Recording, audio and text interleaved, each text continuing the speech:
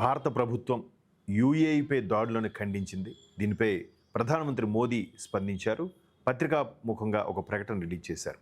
అయితే ఇంతకుముందు ఆయా దేశాల గల్ఫ్ దేశాలపై సంబంధించి పశ్చిమాసియాలో నెలకొన్న ఉద్రిక్తతల నేపథ్యంలో, యుద్ధ వాతావరణం నేపథ్యంలో ఎవరినంటే ఎవరికి కోపం అంటే ఇప్పుడు కరవమంటే కప్ప కోపం, విడవమంటే పాము కోపం అనే చందంగా ఉంది. కాబట్టి భారత్ ఇప్పుడు కూడా అందరితో సయోధ్యగా వెళ్ళిపోతున్న నేపథ్యంలో ఎవరికి ఏం చెప్పట్లేదు. అయితే చర్చలకు వెళ్ళండి అని చెప్తూనే ఉంది.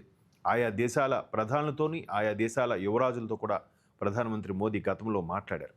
అయితే ఇక్కడ నిన్న అయితే ఇరాన్ అమెరికా పైన, ఇజ్రాయెల్ పైన దాడుల్ని తిప్పుకొట్టే ప్రయత్నం చేస్తూ వాళ్ళని పూర్తి స్థాయిలో ఎదుర్కొనే ప్రయత్నం చేయకుండా మిత్ర దేశాలైన గల్ఫ్ దేశాల మీద ఈ విధంగా దాడి చేయడం అనేది సరైన పద్ధతి కాదు.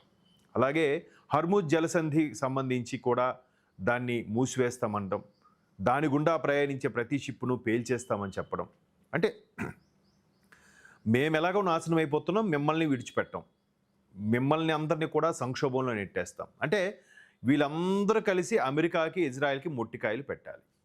వీళ్ళందరూ కలిసి అమెరికాని యుద్ధం ఆపండి, మీరేంటి ఇలా చేస్తారని చెప్పి మనందరం వాడిని బాయ్కట్ చేయాలనే కాన్సెప్ట్లో ఇరాన్ వెళ్తున్నట్టుగా అనిపిస్తుంది. అంటే సరే అందరూ కూడా చెప్తాం, చెప్తాం అమెరికాకి, అయ్యా వద్దు, ఏంటి పరిస్థితి అని చెప్తాం. కానీ మరి వీళ్ళు ఉగ్రవాదాన్ని పెంచి పోషిస్తున్న వీళ్ళని మరి ఎంతమంది చెప్పారు వీరు మారారా? సరే అమెరికా వాడు ఆధిపత్య ధోరణితోనో, అహంకార ధోరణితోనో, డబ్బుందన్న మదంతోనో అటాక్స్ చేస్తున్నాడే అనుకుందాం. మరి ఇదే ఇరాను పాకిస్తాన్కి మద్దతుగా ముందుకొచ్చిందిగా, ఆయుధాలు సప్లై చేసిందిగా. పెహల్గాం దాడి ఘటన కానీ, ముంబై పేలులు ఘటన కానీ, హైదరాబాద్ ఘటనలు కానీ ఎక్కడేవి జరిగినా కూడా పాకిస్తాన్తో పాటు సెలబ్రేషన్స్ చేసుకుందిగా. ఇదే ఇరాన్, ఇదే తుర్కీయే పాకిస్తాన్కి మద్దతు ఇస్తుందిగా. అంటే ఉగ్రవాదాన్ని పెంచి పోషిస్తుందనేగా దాని అర్థం. మరి ఎంత పెంచి పోషించకపోతే ఆ ఖమేని ఎవడు అక్కడ చనిపోతే ఇక్కడ ధర్నాలేంటి, ఇక్కడ ర్యాలీలేంటి, మహిళా మనులు వచ్చి నాకు గన్నివ్వండి మోదీ గారు, అక్కడికి వెళ్ళిపోతా, చంపేస్తా, నెతన్యాహును లేపేస్తా, ట్రంప్ను కాల్చేస్తా. మరి మన అమాయకులు చంపినప్పుడు ఉగ్రవాదులు ఎందుకు ర్యాలీ చేయలేదు, ఎందుకు ధర్నా చేయలేదు? సో వాళ్ళు ఇప్పుడు మూల్యం చెల్లించుకుంటున్నారు. అయితే దీనిపై భారత్ చాలా జాగ్రత్తగా ఆచితూచి అడుగులు వేస్తుంది. ఎవరికి మద్దతు ఇవ్వట్లేదు, ఎవరికి వ్యతిరేకంగా వెళ్ళట్లేదు. ఎట్టకేలకు యూఏకి సంబంధించిన వాటిపై దాడులు చేయడం భారత్ ఖండించిందనే వార్త మనకు చూడొచ్చు. సురక్షిత నౌకాయానానికి అంగీకారం, యూఏఈ అధ్యక్షుడికి మోదీ ఫోన్.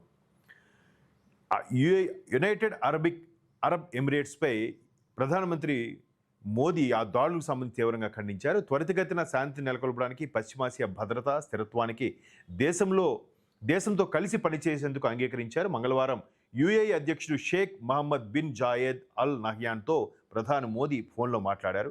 హర్ముజ్ జలసంధి మీదుగా సురక్షిత, స్వేచ్ఛాయుత నౌకాయానికి కలిసి పనిచేయాలని ఇద్దరు నేతలు అంగీకరించారు.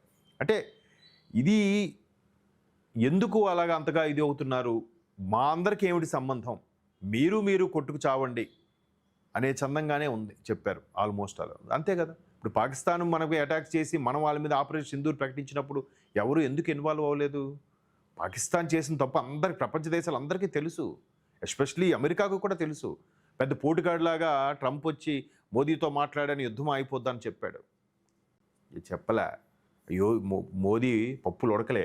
ఇక్కడ ఇదే యూఏఈ ప్రధాని అలాగే దుబాయ్ యువరాజు వాళ్ళు ఫోన్లు చేసి, అయ్యా వాళ్ళు గగ్గోలు పెడుతున్నారు, పాకిస్తాన్ వాళ్ళు తిండికి లేక అలమటించిపోతున్నారు, కాస్త బ్రేక్ ఇవ్వండి అయ్యా అని చెప్తే, మనం కూడా జీడీఏలో ముందుకు పరుగులు పెడుతున్నాం కాబట్టి జీడిపి వృద్ధిలో కాస్త బ్రేక్ ఇచ్చింది అంతే. జస్ట్ బ్రేక్, శుభం కార్డు కాదు, గుర్తుపెట్టుకోవాలి. సో మొత్తం మీద ప్రధాని మోదీ ఈ విధంగా యూఏఈతో పాటు కలిసి వెళ్ళడానికి, యూఏఈతో ఉన్న సామరస్యానికి మరొక్కసారి ప్రతీకగా భారత్ నిలిచింది. ఎప్పుడు ఎక్కడ ఎలా స్పందించాలో అలా స్పందించే విధంగానే వెళ్ళాలి.